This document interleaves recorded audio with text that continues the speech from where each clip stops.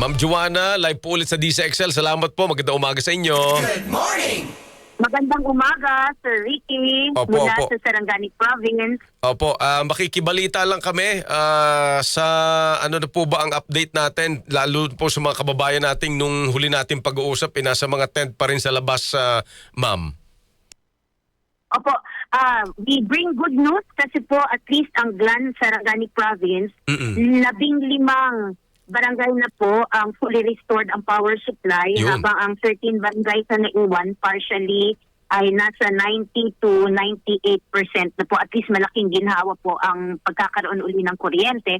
Although marami pa rin po tayong mga kababayan na nasa tent areas dahil nga po apektado ang kanilang mga pamamahay. 6,479 na po ang naitala na totally damaged homes. 91,807 ang affected families natin at ilang libo din po ang nasa ating mga evacuation centers. Sir Ricky, ang isa pong problema natin ngayon dahil po sa localized thunderstorms, Opo. nagkakaroon po ng malakas na pag-ulan at isang threat po ay yung landslide-induced damming. Okay. Nagkaroon po ng pagtitipon ng tubig sa mga ilang areas po, ilang barangay ng GLAN Sarangani Province.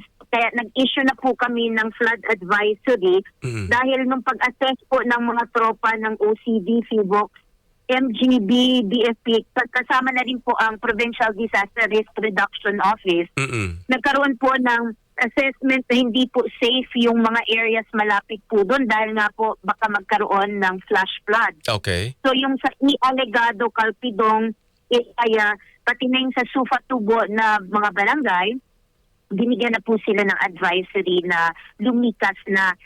Kaya po may mga dagdag na evacuation centers po, Sir Ricky, dahil gusto nating masiguro ang kaligtasan ng ating mga kababayan. Oo. And as of now, Sir Ricky, we are sad to inform you na umabot na po ng 36 confirmed deaths. Ako. 23 po ang sa GLAN. Nadagdagan po ang sa Malapatan, 13 na po, 13, dahil po sa post-earthquake trauma. So, tumaas na po ng ganun na numero ang ating 36. mga deaths at meron pong 16 missing, Sir Ricky. Kaso po, suspended po ang ating MOSTAR dahil sa unfavorable weather condition. Tama, oo. May 4 po kasi doon sa Mudan GLAN na reported missing. Pero dahil nga po delikado, and we also want to ensure the safety of our responders, suspended po muna doon. Pero meron din po, Sir Ricky, na yung sa ibang mga barangay, sa Ilaya, sa Nuaklan, at pati na rin po doon sa Kaltuad at sa Kinam, meron pong mga missing po tayo na reports. Kaso, nirekomenda na po ang official termination ng MOSAR dahil po hindi na ligtas para sa ating mga responders Rescuers, oo.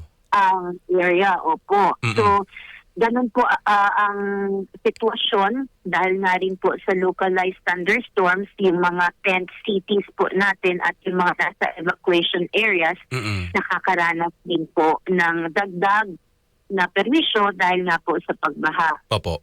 So, Ma'am Joanne, habang nag-uusap tayo ngayon, kumusta po ang panahon dyan? Meron po mga areas sa Sarangani na hindi naman po inuulan, pero sa ating pong mountain areas, yung sa ating mga barangay na malapit po sa mga bulubuddukin natin, yun po ang makakaranas ng localized thunderstorms. Opo, opo. Nako, di doon pala sa pinag-uusapan nating nasa evacuation center, nadagdagan or kaya siguro hindi pa agad mapapauwi dahil din naman nga sa epekto na nitong mga pag-uulan na ito. Oo. Kaya nga po, umabot na po ng 4,329 na pamilya ang nasa evacuation sites po natin. 2,926 dyan ang nasa GLAN munisipyo po. at iba-ibang mga barangays po yan. Opo. At masasabi natin, Ma'am Joan, na yung mga roads, yung mga, di ba, importante yan eh. So hindi pa fully restored yung mobility dahil marami pang hindi nakiklear na area? At nagpapasalamat po tayo sa tulong, Sir Ricky, ng ating mga taga-DPWH at Oo. mga partners Oo. na nagtutulungan. At least po, yung mga areas po na dati impassable ay nadadaanan na. Lahat, Kaso po, opo. may isa pa talagang barangay Oo. ng Glan na nananatiling isolated dahil nga po matindi ang landslide. Mm-mm. Yung Alegado. Nararating po natin, napapadala po natin ang tulong Mm-mm. sa pamamagitan ng mga choppers. Ilang trips na po na ipadala po natin yung mga food packs at yung mga necessary na mga supplies nila, Mm-mm. pati karagdagang gamot. Kaso po, via air assets po talaga ng OCD at ng Philippine Air Force. So, patuloy po, dahil nga po, dagdagan din po yung challenge dahil nga po sa pag-uulan, dahil Oo. hindi po matapos-tapos yung clearing operations. Sir Opo. Ricky. Isang barangay lang po ito, Ma'am, na yung Algado.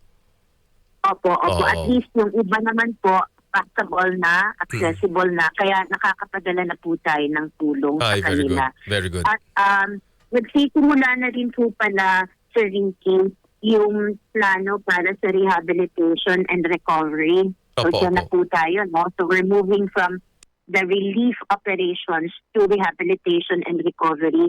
May mga nagsimula na pong plano para po dun sa magiging relocation sites para sa Glan. Mm-mm. At sa pakikipagtulungan ng iba't ibang ahensya with the help also of the provincial government and the municipal officials natin, na pag-umpisa na po yung pag-layout nung simple lang, at least makalipat na lang ang ating mga kababayan at makapag-umpisa, Mm-mm. makapagsimula pagkatapos nitong napaka-devastating na earthquake po. Opo. At yun po ang pinapasalamatan natin dahil yung tulong, maliban sa tubig, ang tubig po natin at least kahit pa paano, meron tayong tulong na nanggaling sa Planet Water. Mm-mm. Nag-establish po sila ng water filtration system at napakalaking tulong po ito sa ating mga kababayan. Mm-mm. May mga nagpapadala din po ng tubig na sinisigurado din natin sa Ricky Mm-mm. na free from waterborne diseases, no, ang ating mga kababayan. Kaya treated at saka tested po ang ating mga tubig na pinapadala.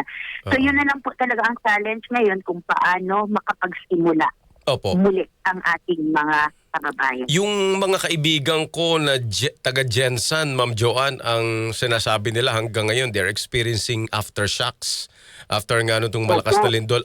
Diyan po sa Sarangani, anong report po sa inyo? Napakalakas po ng naramdaman kagabi. Mayroong almost midnight po ito, 5 point something na aftershock.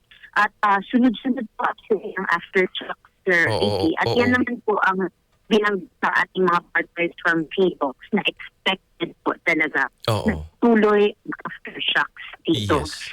Dahil napakalalim ng Cotabato Trench at expected po talaga ang patuloy. Kaya nga, pinapaalalahanan natin ang ating mga kababayan na maging alerto at wag po magpanik. Yun ang pinaka-importante.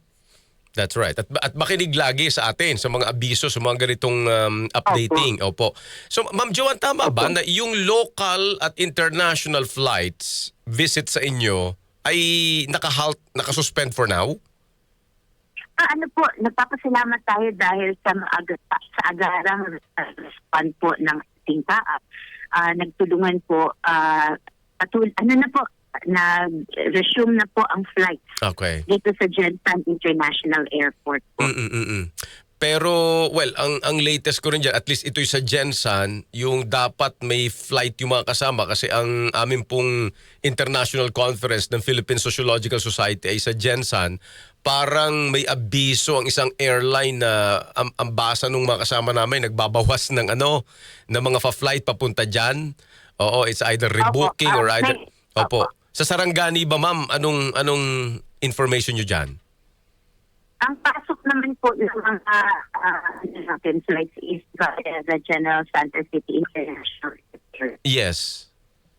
Oo. po, pero hindi po yung full load po tulad ng dati. Oo. Meron po talagang yun po yung Nililimit. pero Oo. kasi nga po binibigyan din po natin ng halaga yung mga humanitarian missions. Right. Pero nag-isang na po ang commercial class ng June 15. Ayun. Okay. At least ganun. And then ma'am, finally, di ba nung huli, ito final point, nung huli tayo nag-usap, you were appealing for help sa psychosocial support. Ano po ang latest dyan natin ngayon? Patuloy pa rin po ang pangangailangan natin, lalo na ngayon na yung basic needs for survival ay napoprovide natin. Opo. Na kailangan po talaga natin ng psychosocial support. Lalo na yung mga child-friendly spaces sa iba't ibang barangay ng Sarangani Province. Ang mga bata, ang mga vulnerable sectors natin, senior citizens and PWDs, nangangailangan po talaga. In fact, even po ang ating mga teachers and ang ating mga public servants, kailangan po talaga ng psychosocial support. Opo. So sa mga organisasyon po, mga eksperto, na mayroon po kayong kakayanan para sa debriefing, stress debriefing, kailangan po namin ang tulong ninyo. We need your help. Please send it to Sarangani and po. Dahil ang post-trauma dito sa Indol ay talagang ibang klase at dapat po talagang bigyan ng atensyon. That's right. All right. Ako Ma'am Joanna, as always, salamat po sa panahon at sa information po ninyo ma'am. Thank you. Maraming salamat, Sir Ricky. God bless you more. Sige po. Thank you. Mabuhay kayo. Si Ma'am Joanna Grace Lapore, Public Information Officer po ng Sarangani Province. Naghatid sa